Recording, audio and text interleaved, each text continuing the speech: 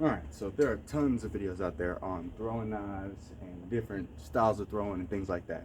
But I recently found out I have young people in my family who want to get into it and they want to learn more about it. So this video is to kind of give them an idea, and anybody else who's interested, an idea of how to throw a half spin, because I feel like it's the most, or maybe one of the easier techniques to learn. Especially for people who are younger and don't necessarily have the throwing capabilities to throw from far distances accurately. It's good to start close. I think half spin is a good one. So I get that it's kind of a scary situation when you talk about kids and playing with sharp metal weapons. There are other alternatives. Some of my videos and some of my pictures on Facebook and things like that, you've seen me, I've thrown with pans. I've seen people throw with chopsticks, and there's YouTube videos all over the place about stuff like that. But this video is going to kind of talk about the half spin technique specifically, which is where you grab the blade of the knife. And when you're throwing knives, if you are having actual knives, you want to make sure they're not sharp, because you don't want to cut your hands. These are pretty dull, but I'm going to be really careful with them regardless. Essentially, what you want to do in a half spin throw is you grab the blade and you want to make it rotate half of a full spin in order to get to the target. You got to be careful with that though, because if you flick your wrist too much, you'll cause it to rotate really fast, and it's hard to figure out exactly what distance you need to be at. I say distance because it matters. If you throw exactly the same every time, but you're not at the right distance, it's not going to stick regardless. So you got to kind of play around with it a little bit, throw one, see how it works, see how, if it landed more so like this with the tip pointing down, that means it's over rotated and you spun it too much. If it hit the target like this, then it's under rotated and you didn't spin it enough, or somewhere in the middle. So essentially, you can kind of play with your throw. Like if you want to be more of an instinctive thrower, you can kind of stand in one spot that you feel is a good distance and keep throwing until it sticks, and then once it sticks, try to get it to keep going. That's how I did it, but it takes a long time to figure that out. So what works out a little bit better is you start off at one distance and you say, oh, okay, that didn't work. But I noticed when it hit the target, it hit more so like this. So I needed to have a little bit more rotation. Now, one way I could get more rotation is I could try to spin it faster, which is by flicking my wrist a little bit harder, or take a little bit more of a step back. Oh look, it's stuck. So I know this is a good distance. It's a good idea to measure out your distances just to kind of help you, so you don't have to keep trying to figure it out every time you throw. If you already have a line in the sand or on the ground, then it's easier to just go to that marked spot than to try to take a couple steps and gauge it just by visual.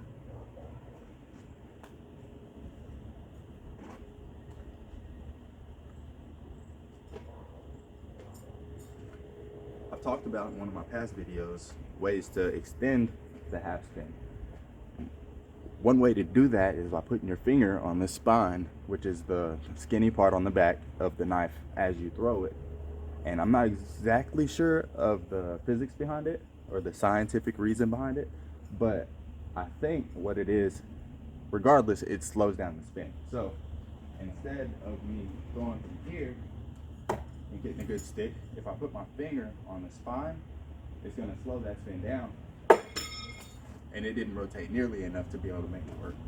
But if I throw it from back here with the finger on the spine, works out a lot better because now that spin slowed down.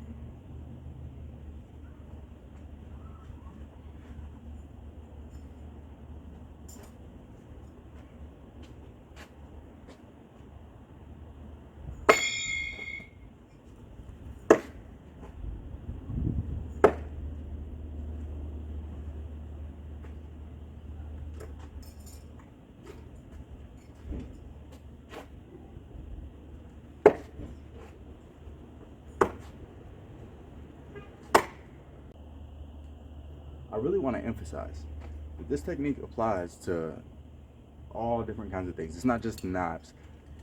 Knives are one of the things that are better suited for it, that are actually meant for doing this. You know, they make knives for that. But you can also throw anything that you can find a balance point for. So to give you an idea, I have a bunch of different things. I have knives of all different sizes, screwdriver, pin, drill bit, pocket knife. I'm going to try to get them all to stick using the half spin technique. Let's see how we do.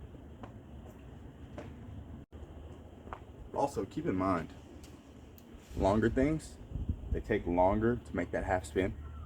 So you need to either throw them quicker or give them more room to throw. Or to screwdriver. There we go. Wonder if I can get this to stick. Probably not, but we'll try.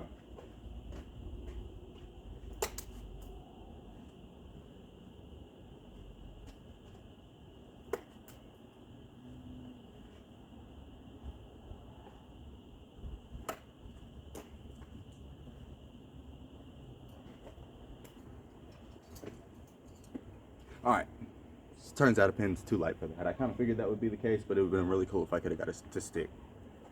Move on to the drill bit.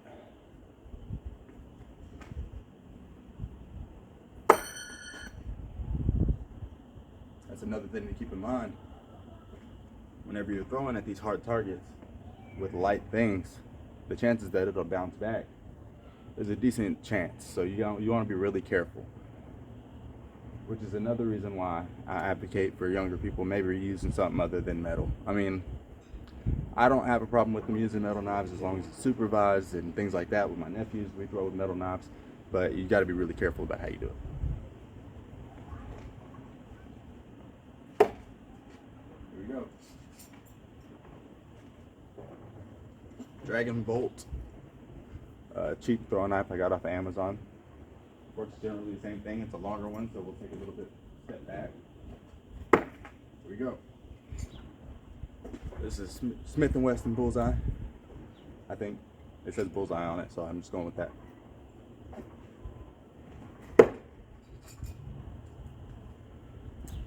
Pocket knife. Again, it's a little shorter, so I gotta scoot up. Now, when you're throwing pocket knives, you really don't want to throw any that you want to keep long term, or unless you're going to be doing a lot of maintenance on them, because these are just, the mechanisms are not meant to sustain so much wear and tear being thrown at them. But nevertheless, pocket knife. And we got the spider. I don't know exactly what this is. Perfect point. Perfect point. We got the spider perfect point.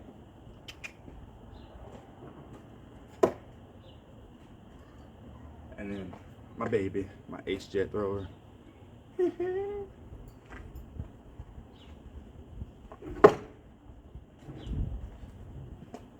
Just like that. Got everything except the pin, which, like I said, I never really expected it to, but I had to try.